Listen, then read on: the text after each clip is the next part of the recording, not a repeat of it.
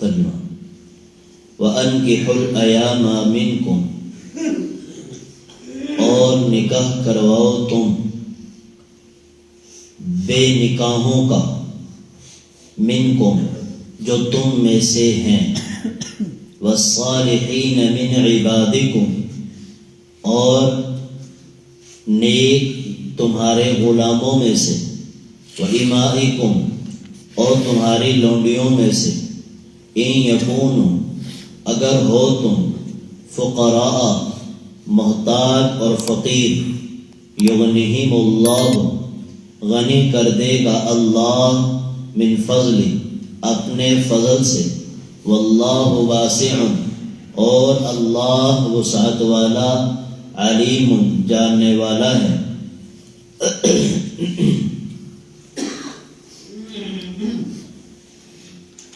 یہ قرآن مجید کی آیت سے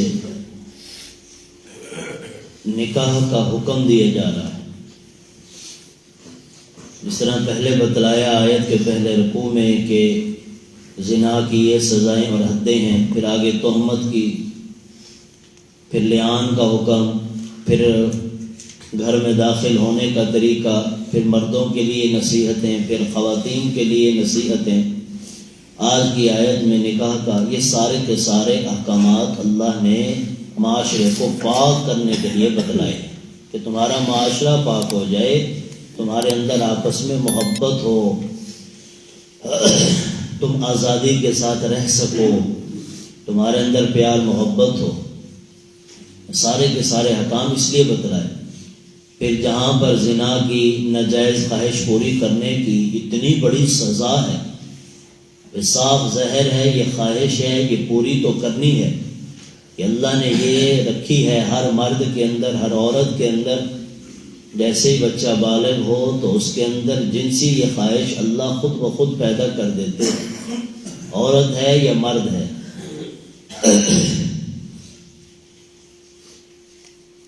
تو اس لیے اس کے جائز خواہش کو پورا کرنے کے لیے بھی کچھ ہونا چاہیے تھا۔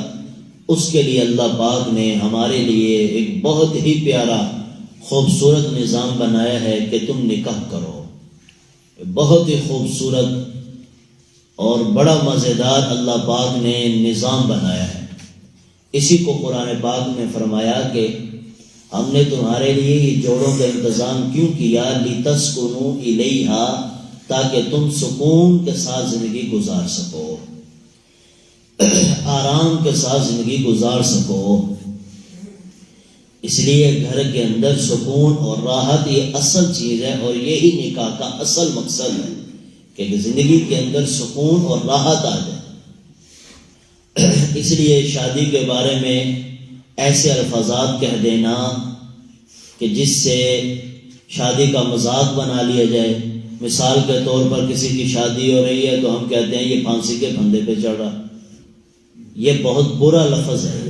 قرآن کہہ رہا ہے، نبی کا فرمان ہے کہ تم نکاح کرو، اور یہ اس لیے ہے کہ تم سکون حاصل کر سکو، پھانسی کے پھندے میں نہیں۔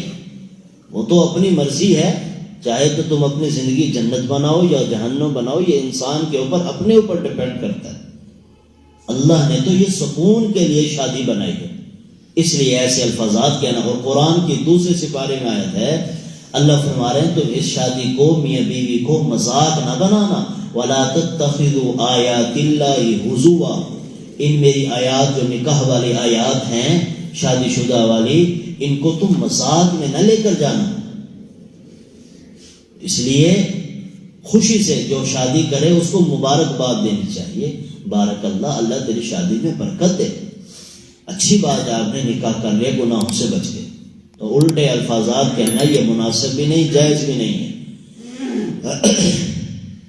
یہ ہے قرآن مجید کی آیت میں۔ باقی احادیث میں بھی کئی مرتبہ آیا، اللہ کے نبی علیہ السلام نے فرمایا النکاح من سنتی، نکاح میری سنت ہے، فمن رغب عن سنتی فلیس منی، جو میری سنت، نکاح والی سنت سے رغبت اختیار کرے گا، اعراض کرے گا، فلیس منی، پس وہ مجھ سے نہیں ہے۔ اب پہلے جملے میں نکاح کی فضیلت ہے کہ یہ میری سنت ہے، اور دوسرے جملے میں ترک نکاح کی وعید ہے، اور کتنی سخت وعید ہے، فلیس منی، وہ ہم میں سے نہیں۔ حضرت عیاض رضی اللہ تعالیٰ عنہ اپنے گھر والوں سے کہا کرتے تھے، اے میرے گھر والوں، جلدی سے میرا نکاح کروا دو، کہیں میری موت نہ آ جائے، میں اللہ کی بارگاہ الہی میں شادی شدہ ہو کر پیش ہونا چاہتا ہوں، مجرد پیش نہیں ہونا چاہتا۔ کیوں؟ اس لیے کہ اللہ کے نبی نے فرمایا، ترمذی شریف کی روایت ہے کہ جنت میں اکثر شادی شدہ ہوں گے، مجرد یہ اکثر جہنم میں نہیں ہوں گے۔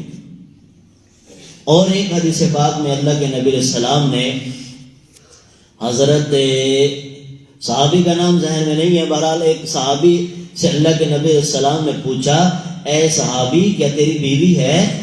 صحابی فرمانے لگے نہیں۔ پھر اللہ کے نبی علیہ السلام نے پوچھا کہ کیا لونڈی ہے؟ تو صحابی فرمانے لگے نہیں۔ پھر اللہ کے نبی علیہ السلام نے فرمایا، صاحب وسعت ہو، یعنی مہر کا خرچہ ہے تمہارے پاس؟ فرمایا جی یا رسول اللہ، میرے پاس مہر کا خرچہ بھی ہے اور میرے پاس مال وسعت صاحب استطاعت بھی ہوں، میرے پاس اتنے بکریاں، اتنے بکرے، میرا اتنا کاروبار ہے۔ پھر اللہ کے نبی علیہ السلام نے فرمایا کہ تم شیطان کے بھائی ہو، شیطان کے بھائی ہو۔ پھر فرمایا کہ میری سنت نکاح کرنا ہے، تم جلدی سے نکاح کر لو، اور جو میری سنت سے اعراض کرے گا وہ شیطان ہے، اور تمہارے مردوں میں سب سے رذیل مردے وہ ہیں جو بے نکاح مر گئے۔ بڑی سخت وعید ہے جو شادی نہیں کرتے۔ اکثر دیکھا ہوگا یہ فیشن بنا ہے کہ شادی نہیں کرتے، پوری زندگی ایسے گزار جاتے ہیں۔ ایک تو تمام انبیاء کی سنت چھوڑ دی، اللہ کا حکم چھوڑا، اور مردوں میں سب سے برا مردہ یہی ہے۔ یہ حدیث ہے، میرے الفاظ نہیں ہے۔ بعض صحابہ کرام آئے، یا رسول اللہ ہم ایک جنگل میں جا کر عبادت کرنا چاہتے ہیں، ہم نہیں چاہتے کہ ہماری بیوی بچے ہوں، ہم جو ہے بیوی بچوں میں مشغول ہو جائیں گے، ہماری عبادت رہ جائے گی۔ اللہ کے نبی نے کیا فرمایا کہ اے صحابہ، یہ میری امت کے لیے جائز نہیں ہے، ہماری امت میں یہ جائز نہیں ہے۔ وہ پچھلی امتوں میں تھا کہ لوگ جنگلوں میں جا کر وہیں پر اپنا ڈیرا لگا لیتے تھے۔ پھر اللہ کے نبی نے فرمایا، تم سب سے زیادہ اللہ سے میں ڈرنے والا ہوں، میں نکاح بھی کرتا ہوں اور میرے بیوی بچے بھی ہیں، میں کھانا پینا بھی کرتا ہوں، اور میں تم سب سے زیادہ عبادت کرنے والا ہوں۔ اور باقی رہی بات یہ نکاح، یہ صرف مزہ نہیں ہے، یہ عبادت ہے۔ حدیث پاک کے اندر آیا، اللہ کے نبی علیہ الصلوۃ والسلام نے فرمایا، یہ آگے آ رہا ہے جو اس کا دوسرا جملہ ہے، تو میں اس وقت بتلاتا ہوں، وَأَنكِحُوا الْأَيَامَ مِنكُمْ، اللہ فرما رہا ہے نکاح کرواؤ بے نکاحوں کا تم میں سے۔ اب دوسری بات یہاں دیکھیں، الایامہ، الایامہ یہ ایم کی جمع ہے، الف یا میم، اور یہ عربی کے اندر ان مرد اور عورتوں کے لیے بولا جاتا ہے جو مطلقہ ہوں یا بیوہ ہوں۔ اللہ فرما رہے ہیں اگر تم میں سے کوئی مطلقہ ہو گئی ہے، یا مرد ہے یا عورت ہے، مرد نے طلاق دے دی، اکیلا رہ گیا، یا بیوی کو طلاق ہو گئی، عورت اکیلی رہ گئی، یا کسی کا خامند فوت ہو گیا، وہ بیچاری اکیلی رہ گئی، یا کسی کی بیوی فوت ہو گئی، وہ بیچارہ اکیلا رہ گیا، اللہ فرما رہے ہیں ان کا نکاح کرواؤ، فوراً ان کا نکاح کرواؤ، جبکہ اس کو ہمارے معاشرے میں برا سمجھا جاتا ہے، اور یہ خواہش اللہ نے خود رکھی ہے، اس میں انسان کا کوئی کمال نہیں ہے۔ اور باقی رہی بات جو آج کل خواہش زیادہ ہے، یہ ہماری خوراک ہے کہ ہم جو ہے چٹپٹی چیزیں کھاتے ہیں، اس سے جو ہے جنسی خواہش زیادہ بڑھتی ہے۔ اس لیے اللہ کا حکم یہ ہے کہ تم نکاح کرواؤ، اس سے معاشرہ پاک ہوگا۔ اللہ کہہ رہے ہیں کہ تم مطلقہ کا، بیوہ کا، تم میں سے کوئی مرد ہے اس کی بیوی اس دنیا سے چلی گئی ہے تو وہ فوراً نکاح کرائے۔ حضرت علی رضی اللہ تعالیٰ عنہ فرمایا کرتے تھے کہ اگر میری بیوی فوت ہو جائے تو میں 3 راتیں اکیلی نہیں گزاروں گا، چوتھی رات میں نکاح کر لوں گا، یہ فرمایا کرتے تھے۔ اور کیا، جب اللہ کے نبی علیہ السلام کی بیٹی اس دنیا سے گئی تو اس کے بعد پھر کئی نکاح کیے تھے، ایک نہیں کئی نکاح کیے تھے۔ تو جب ہم اس طرح نکاح کو عام کریں گے، اللہ کی قسم زنا ختم ہوگا۔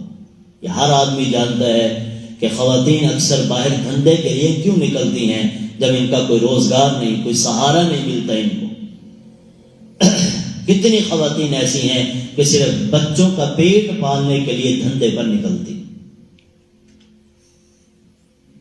ایک عورت بتا رہی تھی، عالمہ تھی، اور کہنے لگی کہ میرا خامد فوت ہو گیا، ہمارے پاس کھانے پینے کے لیے کچھ نہیں رہا، ہمارے پاس ایک وقت کی روٹی کے پیسے نہیں تھے کہ ہم روٹی کھا سکیں، لہذا مجبوراً میرے 2 بچیاں تھیں چھوٹی چھوٹی، مجبوراً مجھے دھندے کے لیے نکلنا پڑا، میں نے دھندا کر کے اپنی بچیوں کو بڑا کیا ہے. پھر کہنے لگی کہ ایک دکان پر ایک مرتبہ سودا لینے گئی، وہاں پر جو ہے میں نے حضرت مولانا عبدالحنان صدیقی صاحب کا بیان سنا تھا، عورت کے بارے میں، زنا کے بارے میں بیان چل رہا تھا. اس وقت پھر میں نے توبہ کی تھی کہ آج کے بعد میں یہ کام نہیں کروں گی. تو اکثر خواتین ہماری جو ہے یہ دھندے کے لیے نکلتی ہیں کہ جب ہم ان کا کوئی سہارا نہیں بناتے. تو سہارا بننا چاہیے، بیوہ ہے متعلق ان کا سہارا بنے. ایسے مرد ہیں ان کے اندر اللہ نے خواہش رکھی ہے، اگر جائز طریقے کا راستہ نہیں ہوگا پھر حرام میں جائے گا. حرام سے بچنے کے لیے حلال، بلکہ ترغیب دینی چاہیے، بھئی آپ کی بیوی چلی گئی آپ دوسرا نکاح کر لیں. اکثر ہمارے کہتے ہیں کہ ہمارے خاندان میں اگلے دن ایک خاتون مدرسے میں آئی، میری بیوی سے کہنے لگی کہ میری ابھی عمر 22 سے 23 سال عمر ہے، میرا خامد فوت ہو گیا، ایک چھوٹی سی بچی ہے، اور میرا دل کرتا ہے کہ میں شادی کروں، اور ہمارے خاندان میں یہ رواج نہیں ہے، پوری زندگی مجھے ایسے گزارنی پڑے. اور رونے لگے کہ ہمارے خاندان میں رواج نہیں، عیب سمجھا جاتا ہے. تو اللہ فرما رہے ہیں تم نکاح کرواؤ. وَأَنكِحُوا الْأَيَامَ من، اصل یہ لفظ اس کے لیے ہے جو متعلقہ یا بیوہ شادی یا مرد ہے تو اس کی بیوی مر چکی ہے یا طلاق دے چکا ہے، اکیلا ہے، اصل یہ حکم اس کے لیے. لیکن مفسرین کرام فرماتے ہیں یہ مطلقاً اللہ نے بول کر کماروں کو بھی مراد لیا ہے کہ اگر کوئی تم میں بے نکاح ہے، بالغ ہو گئے تو فوراً ان کے نکاح کا انتظام بندوبست کریں. یہ ماں باپ کے اوپر حق ہے، ماں باپ کے اوپر ذمہ داری ہے. پھر اللہ کے نبی نے یہاں تک فرمایا اگر کوئی ماں باپ کسی کا بچہ جو ہے بالغ ہو گیا یا کسی کی بچی بالغ ہو گئی، اگر وہ گناہ کرتی ہے تو ماں باپ برابر کے گناہ میں شریک ہوں گے. یہ ماں باپ کی ذمہ داری ہے. ایک بچہ آیا کہنے لگا کہ آپ حضرات علماء جو ہیں یہ کہتے ہو کہ ہر مولوی یہی کہتا ہے کہ اماں کی خدمت کرو، ابا کی خدمت کرو، یہ کرو وہ کرو، کبھی کسی نے یہ نہیں کہا کہ اولاد کے حقوق بھی کچھ ہیں. وہ رونے لگا، کہنے لگا میرے اوپر میرا ابا جو ہے بے جا سختی کرتا رہتا ہے. میرے پاس آیا تھا اسی رمضان شریف، بے جا سختی کرتا رہتا ہے. پھر اس نے اپنے ابا کو برا بھلا بھی کہا. حضرت عمر رضی اللہ تعالیٰ کے پاس مقدمہ آیا ماں باپ لے کے. اللہ کے نبی حضرت عمر رضی اللہ تعالیٰ نے بیٹے کو بھی بلایا. جب دونوں طرف سے بات سنی تو حضرت عمر نے ڈنڈا اٹھا کر ابا کو لگائی کہ قصور تو تیرا ہے، بیٹے کا کہاں قصور ہے. اس کے حقوق ادا کرتا تو آج یہ نوبت نہ آتی. جیسے کہ حدیث پاک میں اکثر والدین جہنم میں جائیں گے اولاد کا حق نہ ادا کرنے کی وجہ سے. تو جس طرح ہم اولاد کی یہ فکر کرتے ہیں کہ یہ بڑے ہو کر جو ہیں کمائیں، ان کا کوئی روزگار بن جائے، یہ کسی کے محتاج نہ بنے، ایسے ہی فرمایا جب بچہ بچی بالغ ہو جائے فوراً نکاح کرو. اللہ کے نبی علیہ السلام نے فرمایا 3 کاموں میں جلدی کر لینا، جس میں سے ایک کام نکاح ہے. جب بچہ بچی بالغ ہو جائیں تو فوراً نکاح میں جلدی کرو، دیر نہ کرو. شریعت تو یہاں کہتی ہے اگر کسی کی بچہ بچی جوان ہو گئے اور پتہ ہے کہ میرا بیٹا بیٹی غلط راستے پہ چل پڑیں گے، اس کو ایک رات بھی سکون سے نہیں سونا چاہیے. ابا اور اماں کو ایک رات سکون سے سونے کی اجازت نہیں ہے اگر اس کا بچہ بچی غلط راستے پہ چل پڑا اور نکاح نہ کیا. یہ کیوں اتنا سختی سے کہا جا رہا ہے کہ تاکہ ہمارا معاشرہ پاک ہو جائے، زنا ختم ہو جائے. اللہ کے نبی کی حدیث ہے نکاح کو عام کرو، زنا کو ختم کرو. کہ نکاح نہیں کرو گے تو زنا عام ہو جائے. والصالحین من عبادکم و امائکم، اللہ فرما رہے ہیں جو تم میں سے غلام ہیں، باندی ہیں. پہلے ہوتے تھے یہ غلام اور باندیاں، فرمایا کہ اگر تم میں کوئی غلام ہیں، باندی ہیں، ان کا بھی نکاح کروا دو. تم دیکھو کہ تمہارا غلام بڑا ہو گیا، بالغ ہو گیا، اور وہ غلط راستے پہ چل رہا ہے تو فوراً اس غلام کا نکاح کروا دو. یہ نہ سوچو اگر نکاح کروا دیا تو میری خدمت نہیں کر سکے گا یا مجھ سے چھوٹ جائے گا، یہ نہ سوچو، بلکہ نکاح کروا دو. باندی کا ہے تمہیں پتہ چل گیا یہ کہیں غلط راستے پر نہ چل جائے تو فوراً باندی کا بھی نکاح کروا دو. دوسرے آیت سے یہ پتہ چلا کہ اللہ فرما رہے نکاح کرواؤ، یہ نہیں فرمایا نکاح کرو، فرمایا نکاح کرواؤ. یعنی ولی کو کہا گیا ہے، اماں ابا کو اور غلام اور باندی کے آقا کو، کیونکہ غلام اور باندی آقا کی مرضی کے بغیر نکاح نہیں کر سکتے، یہ پابند ہوتے ہیں آقا کی مرضی کے. تو آقا کو اللہ حکم دے رہے ہیں اے آقا تو اپنے غلام اور باندی کا فوراً نکاح کروا دے. اور دوسرے سپارے میں آیت ہے اللہ کے نبی علیہ السلام نے فرمایا جہاں پر طلاق کی آیات ہیں کہ اپنی متعلقہ عورتوں کو، بیوہ عورتوں کو نکاح کرنے سے تمہیں روکنا جائز نہیں ہے. یہ دوسرے سپارے کی ہے کہ تمہیں متعلقہ یا بیوہ عورتوں کا نکاح، ولی کو ان کا نکاح، اگر کوئی بچہ یا بچی یہ کہہ دے کہ میرا ابو نکاح کروا دو تو باپ کو رکاوٹ بننے کی اجازت شریعت نے نہیں دی، وہ فوراً نکاح کروا دے، خصوصاً جب بیٹا یا بیٹی خود زبان سے کہتے ہیں. آگے اللہ فرما رہے ہیں ان یکونوا فقراء یغنیہم اللہ من فضلہ، اگر تم فقیر ہو، اگر تمہارے ذہن میں یہ ہے یہ تو کماتا نہیں، یہ کھلائے گا کہاں سے، ابھی تو یہ اپنے پیروں پہ کھڑا نہیں ہو، یہ کہاں سے کھلائے گا پلائے گا. اللہ فرما رہے ہیں روزی کا تم کچھ نہیں کھلا پلا سکتے، کھلانا پلانا تو میں نے، اللہ یطعمنی و یسقینی، اللہ فرما رہے ہیں میں ہی کھلاتا ہوں اور میں ہی پلاتا ہوں. تم نہ کچھ کھلا سکتے ہو اولاد کو، نہ پلا سکتے ہو، تم ایک سبب ہو بس، ورنہ تم کھلا پلا نہیں سکتے. اللہ کھلاتے ہیں، اللہ یطعمنی و یسقینی، اللہ فرما رہے ہیں تم پانی بھی نہیں پلا سکتے اپنی اولاد کو، یہ بھی میں ہی پلاتا ہوں، تو ایک سبب ہو. تو فرمایا اگر تم فقیر ہو اللہ تمہیں شادی کرنے کی برکت سے مالدار بنا دے گا، غنی کر دے گا. یہ فضیلت بتلائیے، اس لیے نکاح کرنا چاہیے، نکاح کروائیں. جہاں پر ہم کھا رہے ہیں ایک اور آ کر وہ بھی کھانے لگ جائے، 2 روٹیاں اور پک جائیں. لیکن یہ ہے کہ ہمارا بیٹا گناہ سے بچ جائے، ہماری بچی یہ زنا سے بچ جائے، کہیں ایسا نہ ہو کہ یہ گھر سے باہر نہ نکل جائے، باہر کا پھندا نہ شروع کر دے، کسی سے دوستی نہ لگ جائے. جس طرح آج کل ٹیلی ویژن ہے، فلمیں ہیں، یہ تو ہمارے معاشرے کو ہو یا سب سے بڑا جو شیطان ہے ہمارے پاس وہ موبائل کی صورت میں ہے، جو ہم اپنے بچوں کو جو کما رہے ہیں ان کو موبائل دے دیتے ہیں، تو یہ سب سے بڑا فتنہ ہے، اس میں سارا گند بھرا پڑا ہے. تو اللہ فرما رہے ہیں تم نکاح کرواؤ، میں تمہیں غنی کر دوں گا، میں تمہیں مالدار بنا دوں گا، تم کھانے پینے کی فکر نہ کرنا. ایک صحابی اللہ کے نبی کے پاس، یا رسول اللہ شادی ہو گئی ہے لیکن خرچہ گھر میں نہیں، اللہ کے نبی نے فرمایا دوسری کر لے. یا رسول اللہ ابھی پہلی کا خرچہ نہیں ہے دوسری کیسے کر لوں؟ فرمایا دوسری کر لو، اللہ کا قرآن کہہ رہا ہے غنی کر دوں گا. اور صحابی نے دوسری نکاح کر لی. پھر آگے یا رسول اللہ میرے پاس اب اور زیادہ مشکل ہو گئی ہے، پیسے نہیں ہے، خرچہ نہیں ہے، کیا کروں؟ اللہ کے نبی نے فرمایا تیسری کر لے. جب تیسرا نکاح کیا اللہ نے بہت بڑا مالدار بنا دیا، اللہ کا وعدہ پورا ہو گیا. لیکن تفسیر مظہری میں لکھا ہوا ہے حدیث پاک کے حوالے سے، یہ فضیلت اس وقت ہے جب انسان نکاح اس نیت سے کرے کہ میں شادی اس لیے کر رہا ہوں کہ تاکہ میں اپنے آپ کو پاک بنا کر رکھوں اور میرے نبی کی سنت ہے. یہ 2 نیتیں ہوں گی تب اللہ پاک یہ امیر بنائیں گے، تب اللہ پاک غنی کریں گے. پھر اس کے اندر بعض مفسرین کرام نے فرمایا کہ بسا اوقات عورت کا نصیب اچھا ہوتا ہے، جب رشتہ ہو جاتا ہے نصیب اچھے والی عورت سے ہو جاتا ہے، وہ آتی ہے اس کی برکت سے اللہ رزق کو بڑھا دیتے ہیں، اس کی برکت سے اللہ گاہکوں کو زیادہ بھیج دیتے ہیں.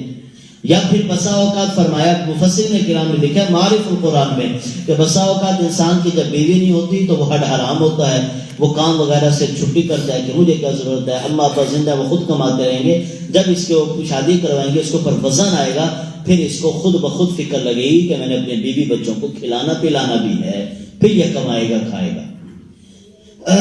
واللہ واسع، اللہ فرما رہے ہیں میں بہت وسعت والا ہوں، میں سب کو دوں تو میرے خزانوں میں مچھر کے پر کے برابر کمی نہ ہے، میں سب کو مالدار بنا دوں.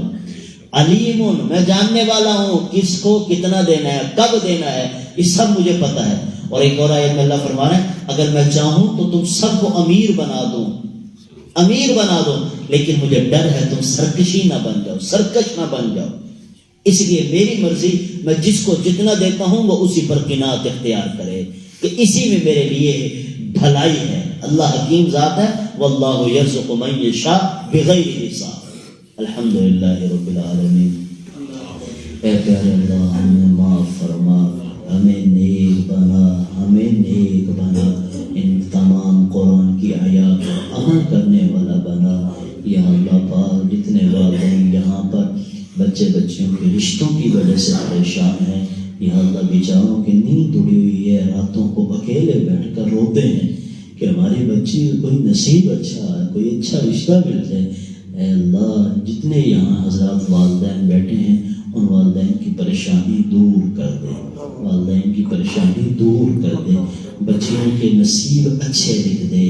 اے اللہ کسی بھی باپ کو، کسی بھی ماں کو بیٹی کا دکھ نہ دینا، کسی بھی ماں باپ کو بیٹی کا درد اور دکھ نہ دینا۔ اے اللہ اچھے رشتوں کا تو غیب سے انتظام فرما، سب والدین کی پریشانیاں دور کر دے، سب والدین کی پریشانیاں دور کر دے۔ خصوصاً جتنے حضرات اس مجمع میں بیٹھے ہیں، اس درس میں بیٹھے، اس درس کی برکت سے یا اللہ کوئی جلد سے جلد غیب سے رشتوں کا انتظام فرما، غیب سے رشتوں کا انتظام فرما۔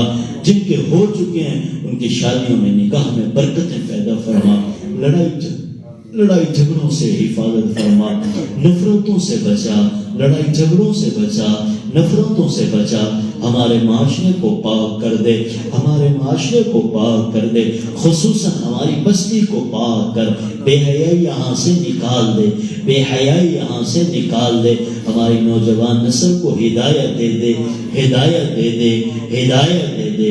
صلی اللہ علیہ نبی الکریم اجمعین برحمتہ۔